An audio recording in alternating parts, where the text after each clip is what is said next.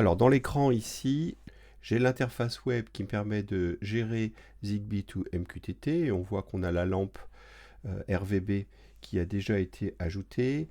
Et ici, j'ai la console qui me permet de visualiser les messages générés ou fournis à ZB to MQTT. Là, je vais aller dans le menu pour afficher le tableau de bord et je vois que ma lampe apparaît ici. Je vais allumer la lampe et on peut voir donc qu'elle s'allume. Et ici, on a eu un message qui a été publié et on s'aperçoit que le payload, c'est brightness 254. Ici, on a la couleur qui apparaît, le color mode. Et puis, bon, pour finir, on a le state qui est à on. Si j'éteins la lampe, on s'aperçoit que c'est le même message, mais avec le state à off. On peut visualiser aussi un petit peu les fonctionnalités offertes par la lampe. Donc je peux baisser la luminosité, donc faire un gradateur, et donc baisser l'intensité lumineuse au fur et à mesure, jusqu'à aller quasiment à l'éteindre, voilà. Je peux aussi régler la température du blanc, donc là on est sur un blanc cru, et puis on peut aller vers des blancs plus chauds, hein, donc qui tirent de plus en plus vers le jaune, en allant comme ça, et puis si je pousse à l'extrême, ça éclaire carrément en orange. La dernière option qui m'est offerte, c'est carrément de choisir la couleur que je veux. Donc là, si je prends un magenta, par exemple, on voit que l'ampoule se colore en magenta. Je peux choisir du bleu, et à ce moment-là, elle se colore en bleu, du vert, du jaune, du rouge, etc., etc. Voilà pour le fonctionnement de la lampe.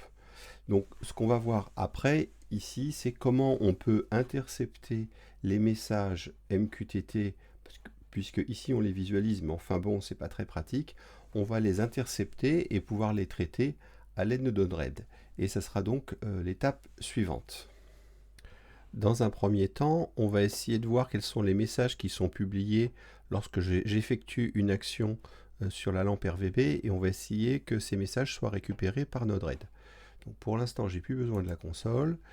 Je vais aller dans Node-RED. Donc pour ça, je vais avoir besoin d'un nœud qui est abonné au topic sur lequel les informations de la lampe sont publiées. Et puis, je vais juste mettre un nœud de débogage pour observer ce qui est reçu lorsqu'un message est publié. Ici, j'ai un petit triangle rouge qui veut dire que j'ai obligatoirement une configuration à faire, et effectivement, il faut que j'installe le broker sur lequel je vais m'abonner.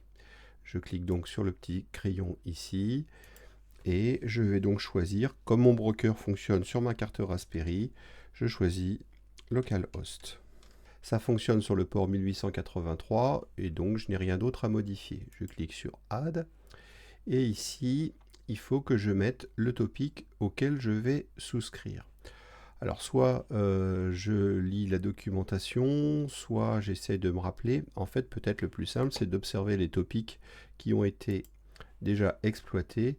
Et on voit que le topic ici, c'était Zigbee to MQTT, lampe RVB. Donc je vais juste copier ça et je vais le recopier ici. Je vais juste déployer. On voit qu'on est connecté au broker, donc jusque-là, tout va bien. Je vais me mettre en débogage, et puis je vais effectuer une action sur ma lampe pour voir ce qui se passe. Donc la lampe s'éteint, je reviens ici, et je vois que effectivement, j'ai eu un message qui est sorti, et il y a un objet dans ce message. Et si je l'interroge, on retrouve ici toutes les propriétés, en particulier le state of. Si ici je reviens là et que je rallume l'ampoule, on voit qu'un deuxième message a été publié et que donc moi j'ai reçu, et avec donc le state qui est égal à on. Ce que je voudrais maintenant, c'est être capable de commander ma lampe avec un nœud d'injection. Donc je vais faire glisser un nœud d'injection ici, et puis je vais donc mettre un MQTT out de manière à pouvoir publier un message sur mon broker. Le petit triangle rouge m'indique qu'il faut que je sélectionne le broker. Donc par défaut, il me propose celui que j'ai déjà déclaré, donc le localhost. Et il faut ici que je déclare le topic sur lequel je dois faire ma publication. Donc je vais aller sur la documentation et on va regarder un petit peu pour notre ampoule. Qu'est-ce qu'il faut faire? Donc je choisis ici Lidl. Je vais aller chercher dans la liste déroulante mon ampoule colorée, elle est ici. Et puis on a ici les messages MQTT que l'on peut envoyer.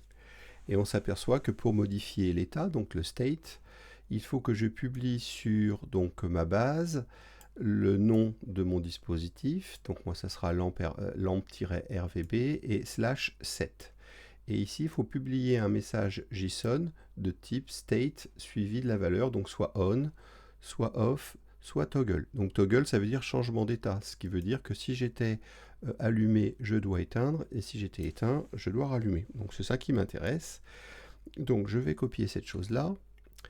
Et le topic, on a vu que c'est Zigbee. Donc Zigbee to MQTT /lamp rvb /set. Et dans l'injection, ici, je vais choisir une donnée JSON. Et je vais juste coller ce que j'ai mis tout à l'heure. Donc state toggle. Je déploie, je vois que ça se connecte et je clique sur mon bouton d'injection. Et je vois que ma lampe s'éteint et que ma lampe s'allume. Alors comme je suis abonné par ce côté-là, on voit que chaque fois que je provoque l'allumage ou l'extinction, ça m'envoie bien un message. Donc là, la lampe étant éteinte, normalement, le dernier état, c'était bien off.